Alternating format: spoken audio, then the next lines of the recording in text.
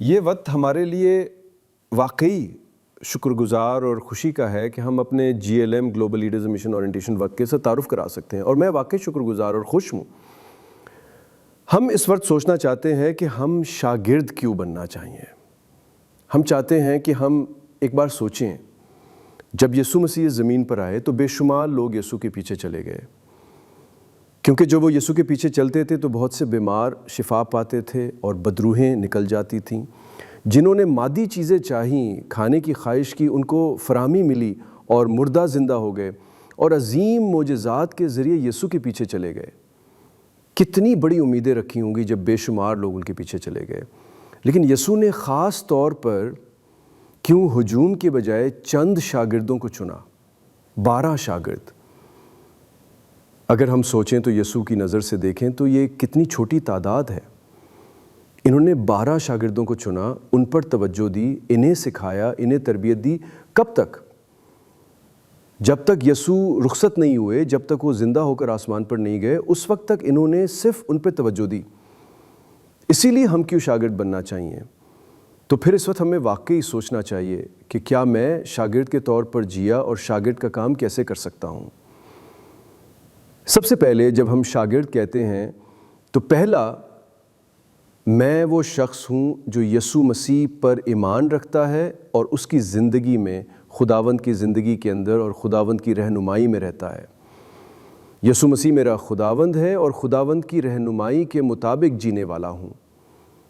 دوسرا یہ ہے کہ جب ہم خدا کے لوگ بننے کے لیے بلائے جاتے ہیں تو ہماری روحانی فراہمی ہوتی ہے، اس لیے ہمیں کلام کی خواہش کرنی چاہیے، کلام سے محبت کرنی چاہیے اور کلام کی طاقت سے جینا چاہیے۔ روزانہ کے کلام کے ذریعے ہم پڑھتے ہیں، غور کرتے ہیں، طاقت حاصل کرتے ہیں اور زندگی گزارتے ہیں۔ تیسرا یہ ہے کہ ہم اس زمین پر خدا کی محبت کو جانتے ہیں۔ جب ہم خدا کی محبت کہتے ہیں تو ہم عام انسانوں کے درمیان کی محبت کو بھی اہم سمجھتے ہیں، لیکن جب ہم خدا کی محبت کہتے ہیں تو وہ بغیر شرط کے محبت ہے۔ جب ہم اس محبت کا تجربہ کرتے ہیں تو ہم خدا کی محبت پہن کر جیتے ہیں۔ بائبل میں لکھا ہے کہ دشمن سے بھی محبت کرو۔ جو شخص خدا کی محبت پہنتا ہے وہ دشمن سے بھی محبت کر سکتا ہے، اور وہی شاگرد ہے۔ اور واقعی جب ہم شاگرد کہتے ہیں تو کیا میرے ذریعے واقعی روحیں حاصل ہو رہی ہیں؟ کیا میں خوشخبری سناتا ہوں اور روحوں کو واقعی خداوند کے پاس لا کر خداوند کے نام میں انہیں کھڑا کر رہا ہوں؟ میں نے کتنی روحوں کو جنم دیا ہے؟ یہی سے معلوم ہوتا ہے کہ کون شاگرد ہے۔ اور ہم اس وقت واقعی سوچیں کہ شاگرد کے طور پر ہمیں کیا کرنا چاہیے۔ جب ہم شاگرد کہتے ہیں تو ہمیں کلیسیا قائم کرنی چاہیے۔ کیوں؟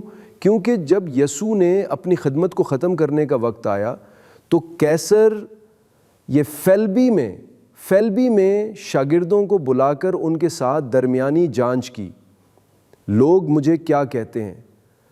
اس وقت یسوع کو صحیح جواب نہیں ملا۔ اس وقت شاگردوں سے سیدھا پوچھا، پھر تم مجھے کون کہتے ہو؟ اس وقت شمعون پطرس نے کہا، تو مسیح ہے، زندہ خدا کا بیٹا ہے۔ اس وقت یسوع نے کہا، تو مبارک ہے شمعون بن یونا، آئندہ تیری اس اقرار کے ذریعے کلیسیا قائم کروں گا۔ یہی سب سے اہم ہے کہ جب ہم شاگرد کہتے ہیں تو ہم کلیسیا قائم کرتے ہیں، اور کلیسیا قائم کرنے کی بنیاد بن سکتے ہیں، اور کلیسیا گھر سے بھی شروع ہوتی ہے۔ کیونکہ جب ہم پوری بائبل دیکھیں، پرانے عہد نامہ میں دیکھیں تو نوح کا خاندان، ابراہیم کا خاندان، اور ابراہیم کا خاندان آخر کار اسرائیل بنا۔ بعد میں دیکھیں تو خاندانوں کے مرکز میں جمع ہو کر تربیت ہوتی تھی۔ موسیٰ نے بھی استثناء میں خاندانوں کی تعلیم پر زور دیا، اور نئے عہد نامہ میں دیکھیں تو یسوع نے شاگردوں کو بھیجا تاکہ وہ خوشخبری سنائیں، اور کہا، تم پہلے جس گھر میں جاؤ اسی گھر میں رہو، اگر سلامتی کا آدمی ہے تو اسی گھر میں رہو، ادھر ادھر گھر نہ بدلنا، بلکہ اسی گھر میں رہو، اور اس پورے خاندان کو بپتسمہ دو اور نجات دو۔ جیل میں بھی رسول پولس نے قید خانے کے داروغہ کو آخر کار نجات دی، اور داروغہ کا خاندان، پورا خاندان نجات پایا۔ نئے عہد نامہ میں دیکھیں تو ہماری کلیسیاں جیسے کلسی، افسس، کرنتھس، فلبی، تھسلنیکے، سب کچھ گھروں سے شروع ہوا۔ ہم واقعی جو کلیسیا قائم کرتے ہیں وہی شاگرد کے طور پر کرنے کا کام ہے۔ اور پھر شاگرد کہتے ہیں تو کلیسیا کو بڑھانا ہے، صرف مضبوط قائم کرنا ہی نہیں بلکہ واقعی خداوند کی زندگی سے زندہ رہ کر اثر ڈالنا، یہی شاگرد کا کردار ہے۔ تو پھر اس وقت ہم شاگرد کیسے قائم کریں؟ ہم نے سوچا ہے کہ یہاں 7 مرحلے ہیں۔ پہلا، خوشخبری سننا چاہیے۔ خوشخبری کو صحیح اور واضح طور پر ایک آیت کے ذریعے سنانا تاکہ یسوع مسیح پر ایمان لائیں، خداوند میں آئیں۔ دوسرا، یسوع پر ایمان لانے کے بعد ہم واقعی بدلے ہیں یا نہیں یہ کیسے جانیں؟ جانچ ضروری ہے، نجات کی یقین دہانی کی جانچ کرنی چاہیے۔ واقعی دوبارہ پیدا ہوئے ہیں یا نہیں، بدلے ہیں یا نہیں؟ یسوع پر ایمان لانے کے بعد واضح تبدیلی آتی ہے، واقعی بدلے ہیں یا نہیں یہ جانچنا چاہیے۔ تیسرا، یسوع پر ایمان لانے کے بعد بہت سے روحانی مسائل ہوتے ہیں۔